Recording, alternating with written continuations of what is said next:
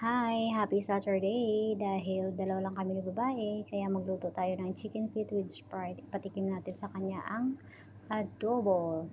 And I'm craving for this. Let's get started. So bago yan, i-blanch muna yan ng 10 minutes sa ginger at saka sa powder. Then, hugasan at igisa natin sa ahos at saka sa ginger. Then add water. Huwag natin kalimutan ang pepper at saka yung konting chicken powder. Then, lagyan natin ng soy sauce.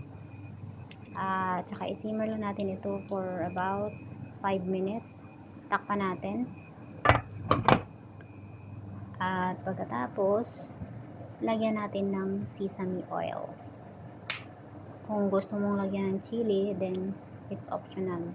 Pwedeng pwede. At ito na ang pinakahintay natin. Lagyan natin ng Sprite para malasa siya. At masarap. At ma-reach natin ang pinakamasarap na adobo. So, yun lang. Finally, ito na ating hinahanap. Makulay na ang buhay. Kaya paglabas ni babae sa shower, kakain na kaming dalawa kasi luto na ang gulay at saka isda at saka yung tofu at ang choy sam na paborito ng lahat. Wala ang dalawa ay gumala.